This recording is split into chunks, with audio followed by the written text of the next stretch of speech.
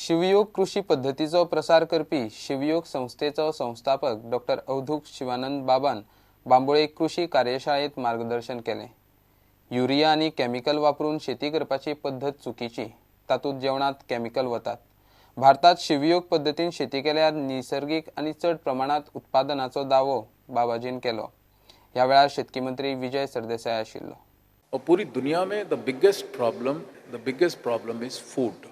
तो इट वाज discovered accidentally. Urea अगर जमीन पे डल जाए तो फसल बढ़ जाए। तो सब ने कहा बल्ले बल्ले, ये तो बड़ा अच्छा हो गया।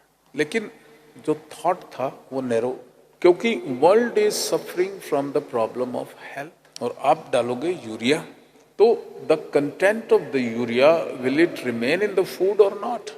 फिर उन्होंने कहा कि मॉइस्चर कम हो रहा है, मॉइस्चर कम हो रहा है, तो डीएपी डालो, डीएपी।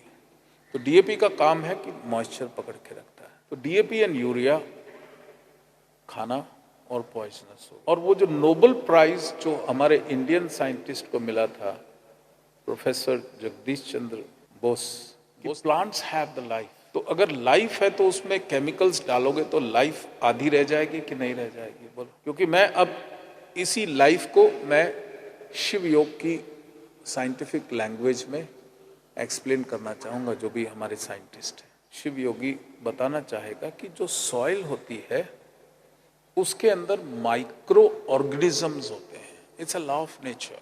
तो micro organisms life giving micro organisms होते हैं और उसी तरीके से लाइफ टेकिंग माइक्रो ऑर्गेनिजम्स होते हैं। तो दोनों माइक्रो ऑर्गेनिजम्स एक्टिव नहीं होते।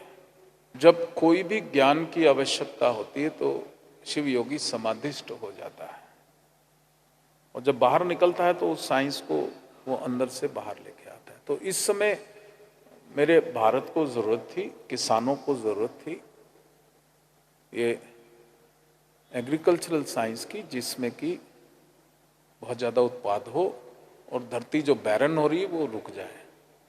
तो वहाँ से मैं सीख के आया।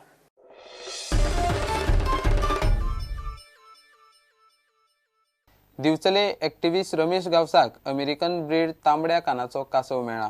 तांबडे कान, शेळ्याच्या रंगाचे कवच आणि झेब्रा स्ट्रिप्साक लागून हो कासव सामकोच वेगळोच दिसता।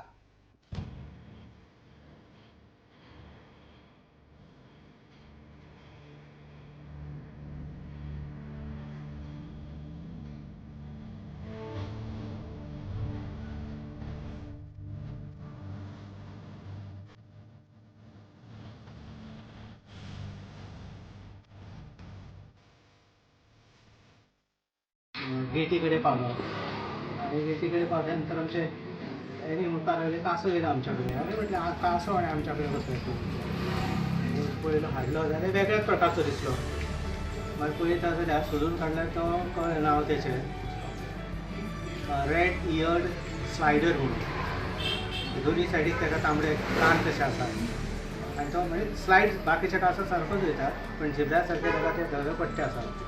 आणि हो नेटिव्ह म्हणजे तो अमेरिकेचो, ते सायडीकच। आणि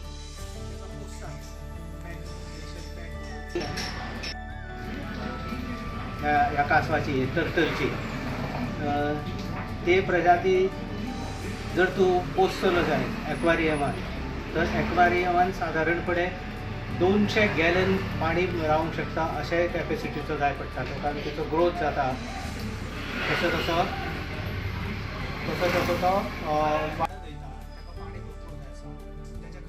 दोन्ही। पण असे टर्टल जेन्ना दुसऱ्या देशांतले खंयचोच स्पिसीज जेन्ना आमच्या निसर्गान जेन्ना तो मेळटलो, मिक्स जातलो, तेन्ना आमच्या हेचेर निसर्गाचे जे कितें प्राणी आसा तेंचेर हेचो इफेक्ट जावपाची शक्यता आसता।